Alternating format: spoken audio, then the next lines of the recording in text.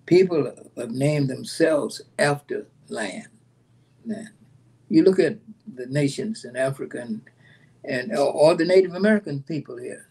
They were, you know, the Arawaks were the Arawaks, and it's a land at the islands, and you have the people in Haiti were a different landform. Oh, and when Jacques Dessalines came to the fore, he gave Haiti its original name. Because when the Spanish conquered it, they called it Hispaniola. And the French took it from the Spanish, and they called it Saint-Domingue. When Jacques Dessalines came to power, he said, you're going to spell it, we're going to pronounce it the way the indigenous people, the Plainate people, Haiti, Haiti, Haiti. That's the name of it. He gave Haiti back to the Native Americans. Great. Yeah, wasn't it something? Yeah, that's a revolution. It makes a difference, you know. And I always remember you, Professor Mahmoud, talking about the power of language as well, and about words, what words mean. And one of the things that I've been doing, and I owe this to you and others, is just continually thinking about how we use words, what words mean in our lives, and how words reflect and also give us power. And what does that mean? You know, and so what I've taken to is in recent year or so is studying hieroglyphics and learning, you know, the Medu Neter, right? The Middle Egyptian language system that comes out of Kemet, and that is the basis for what is being called an Africana way of knowing, a way of assembling the universe. Absolutely. But you talk about words a lot, and what we as humans are able to do and do through words. Why words make us unique? What are your thoughts? Well, words can create things that don't exist. Like race. You know, I don't mean race horse. I'm talking about race of people. That doesn't exist. Because you use a word, you imagine that there's a corresponding reality to the word. See, you know, you say a car, an automobile, there's a corresponding reality. When you say race for people, there's no corresponding reality to that. We are a species, yes, you know, which comes in varieties. You have 11 basic needs, you know, 4 basic wishes, however you want to define it. That's the species. But you have a word called race, and it doesn't exist as such. You know, so you said the black race, the brown race, the yellow race, and so that means everything about you covers but the biological and the cultural. It's not true. And more people understand. Harry could talk about this. Oh, God, he could talk about race. You know, that people, he says, people are named for land. For language. This is a Harry Belafonte lesson. For language. No, not your color. He said, how can I prove it? I can take you to Europe and take you to Africa. And there are different peoplehoods there. When I'm in Europe, I meet Dutch, French, Europe. I mean, in Europe, you know, I don't meet a white man. They didn't tell you he's white. I'm Dutch, I'm French, and French, you're German. I'm German. You know, yeah. You know what I mean? Color. There's no white language. There's no such thing. You know, there's German language. There's Irish. There's Anglo-Saxon. But there's no language. See, that's what I mean about myth and race. And the thing about a myth is it can be just a little bitty thing, a fact. And because of that fact, you can build mythology, things that are untrue. While you look at me and say, I'm a black man. Everybody, you can see it's black. Well, automatically, you know, you start with the intellectual, you say, well, he's dumb. You took biology and imposed it over culture. You know, well, that I'm black is a biological fact. but I can speak any language any human learn to speak it, any human being speak, and I do nothing. My color won't change. I can speak Chinese. You know, Paul Robeson, for instance, mastered 20 different languages. Yeah. Right?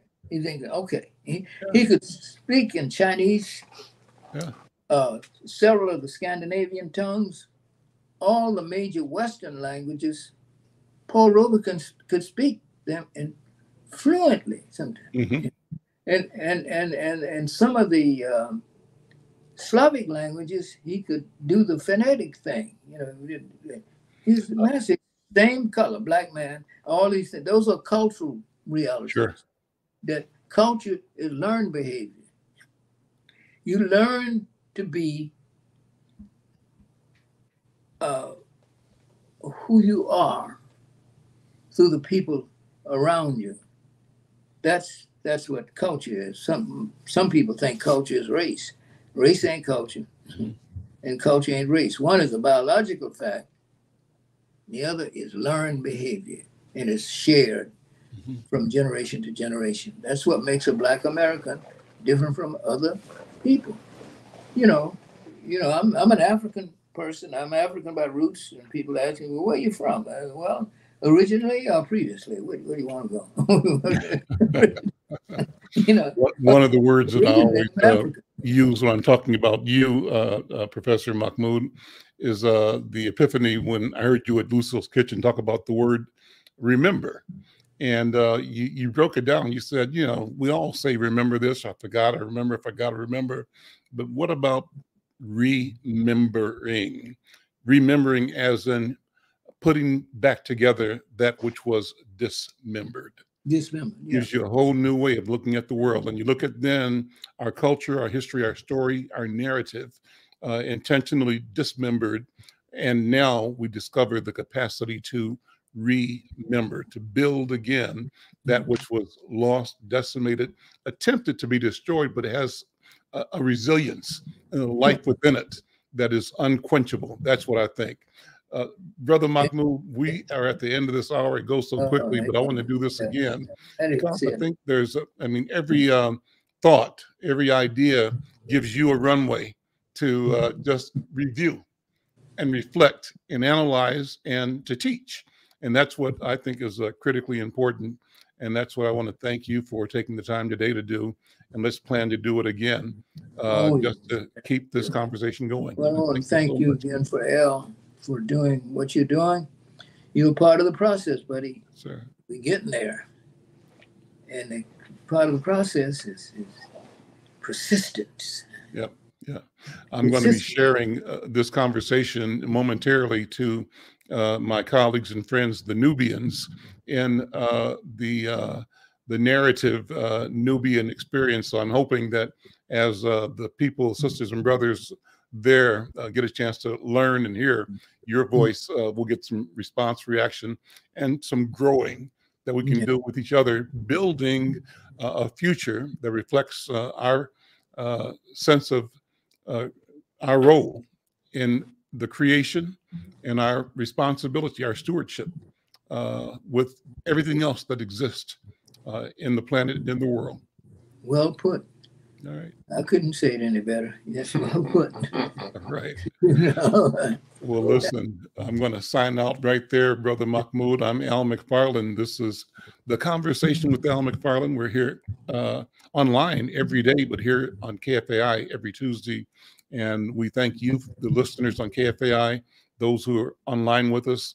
Help us grow this. Go over to YouTube Insight Channel, subscribe, support us, let us know where you are, and be part of this rich, robust conversation. I'm Al McFarlane. We'll see you next time.